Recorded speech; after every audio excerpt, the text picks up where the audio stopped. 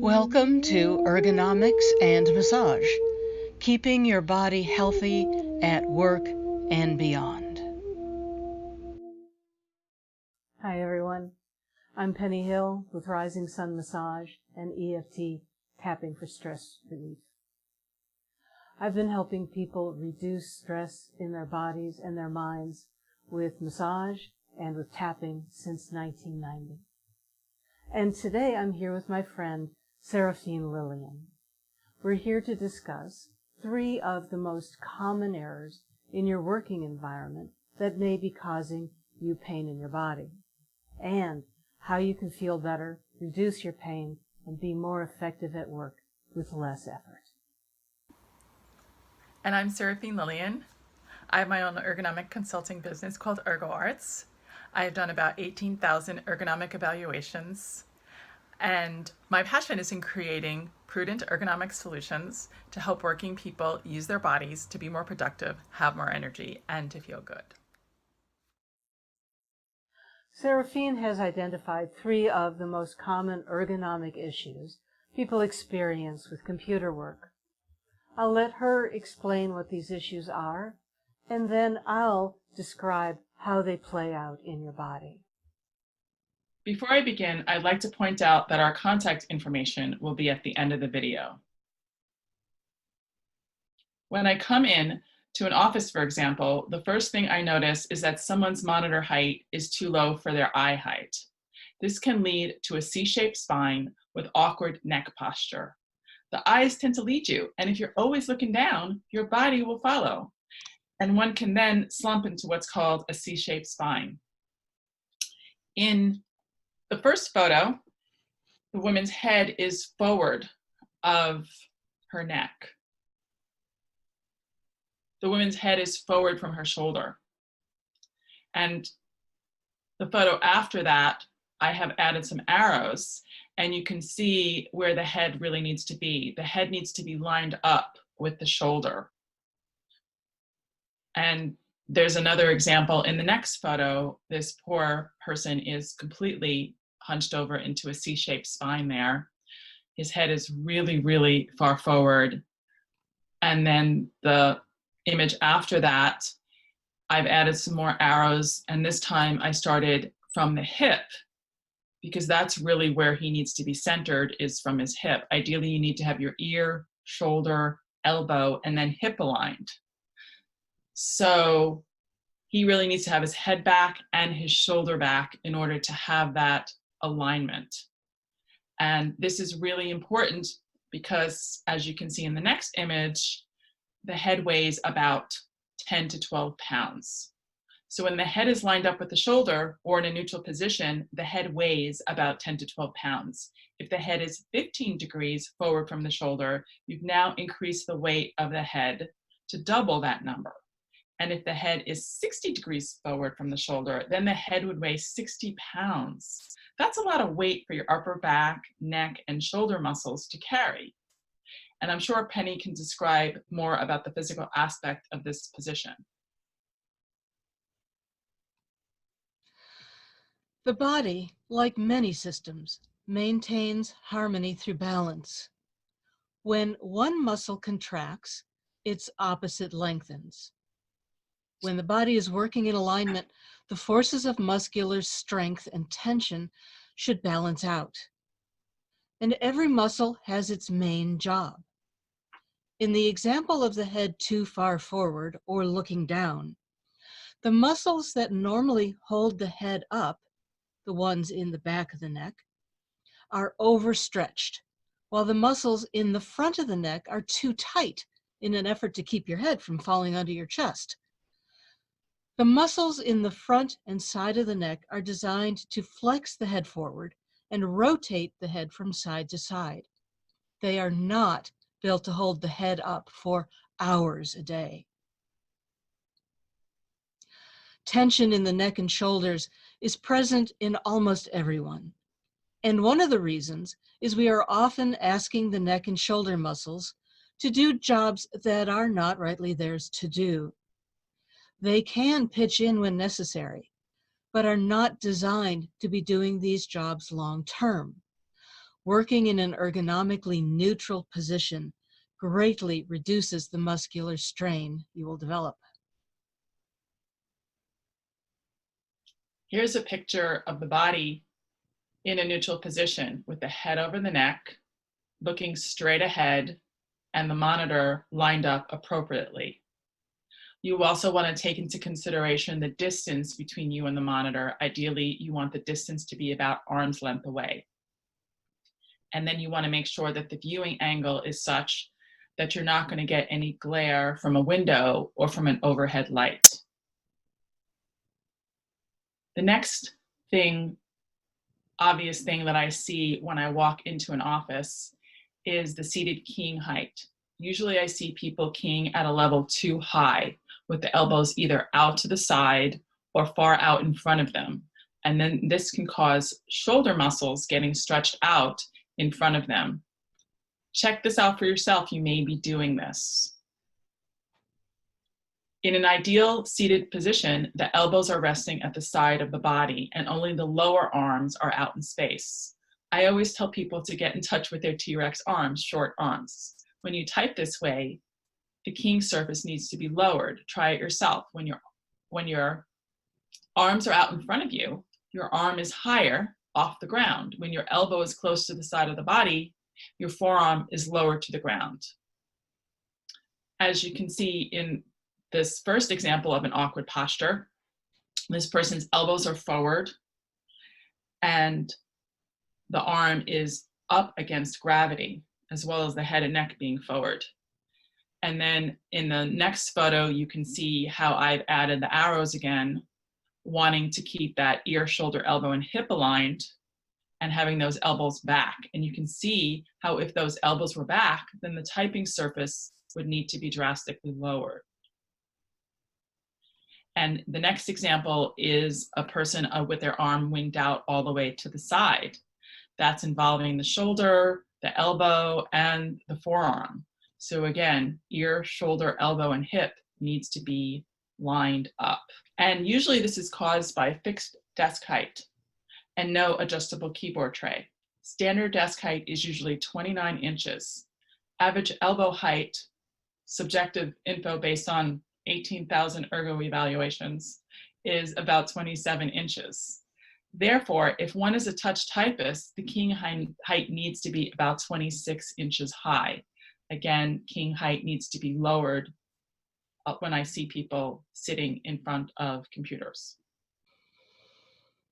If the keyboard is too high relative to the forearm, the shoulder muscles will engage to raise the arm, putting these muscles into a perpetual state of contraction.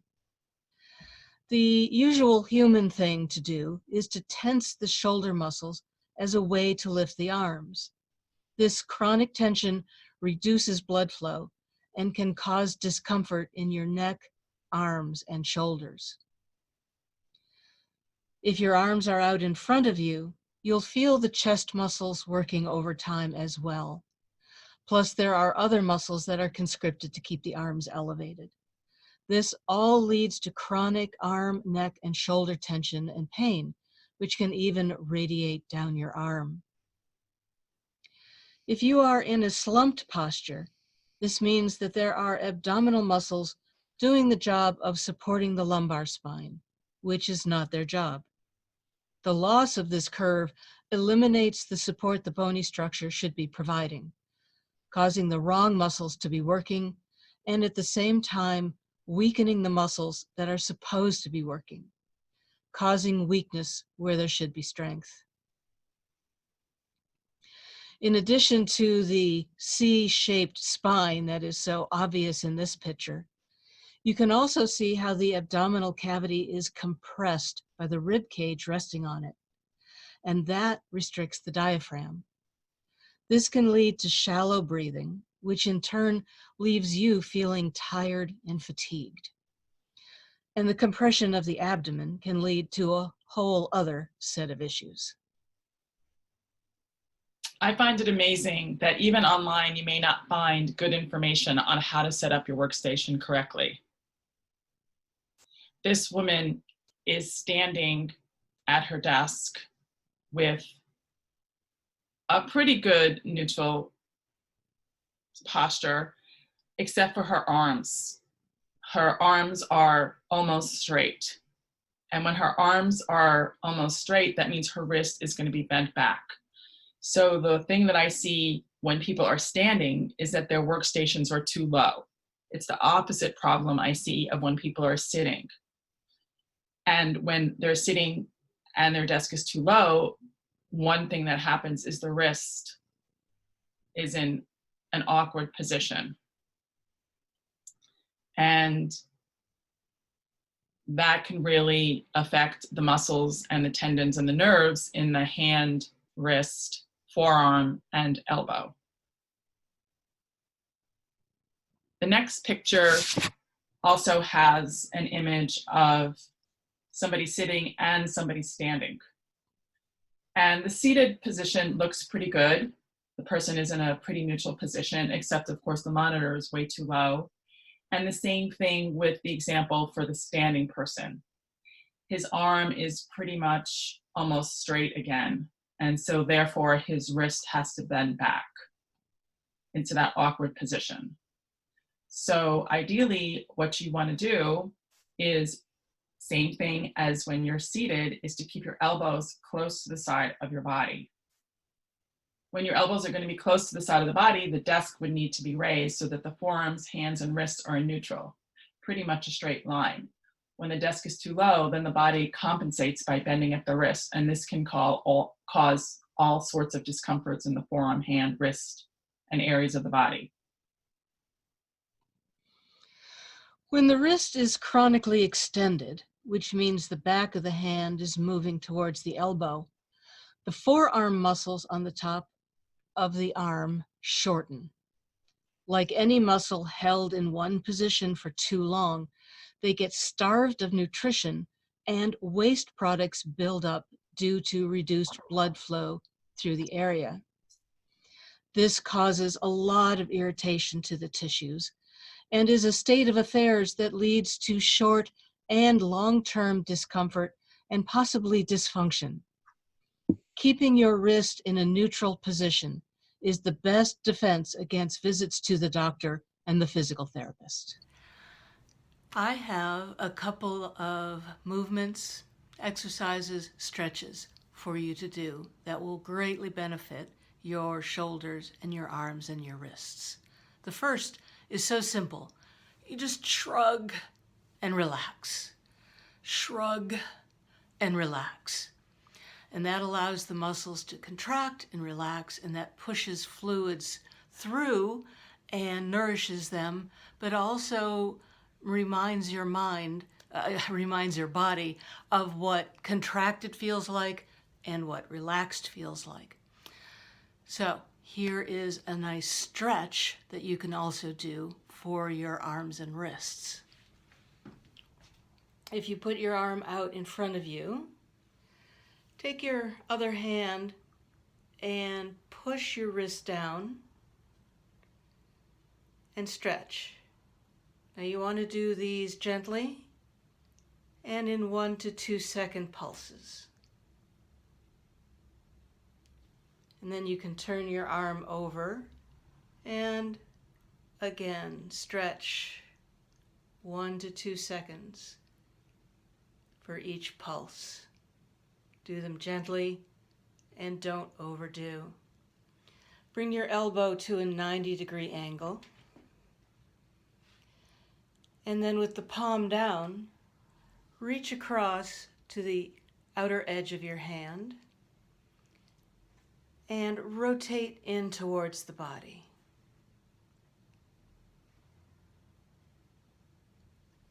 And then switch to your palm up. Reach under, grab the base of your thumb,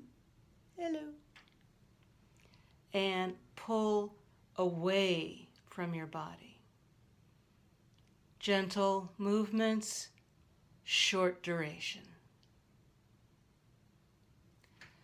And of course, you want to do both sides.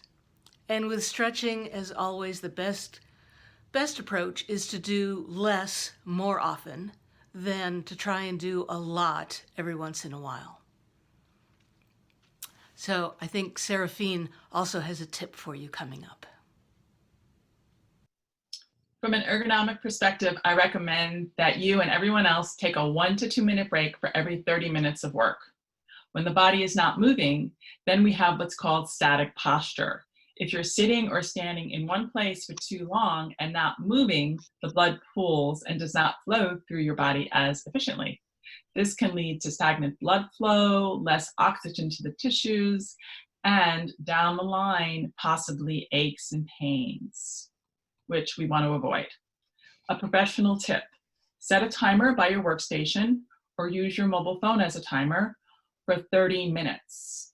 And when it rings, when it goes off, respect the beep and get up and move around for 1 to 2 minutes.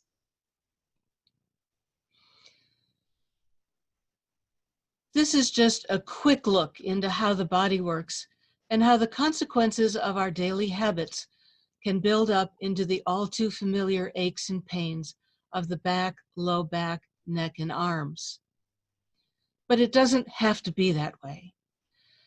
We should strive for balance and harmony in the body if we wish to reduce discomfort in the body. Of course, it's too much to think about keeping the proper muscular alignment at your workstation all day while you're working. That's why you need to build it in. I'm always coaching my clients about structure, and Seraphine's work will set you up so you don't have to think about it. Everything will be structured to support you and your long-term health. These are 3 top issues. Believe me, there are more.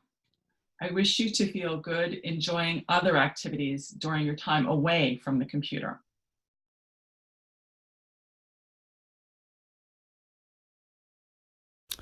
For ergonomic consultation, please feel free to contact me at seraphine@ergoarts.net or visit my website at www.ergoarts.net. If you want to make sure this is what you need, we can do a free 10-minute phone call at 650-224-7294. Massage, of course, is a great stress relief tool. But if you would like to explore other stress relief methods, I am also a certified EFT practitioner. Now, you may have heard of EFT or not, but you can check out my tapping website at calmhealthease.com.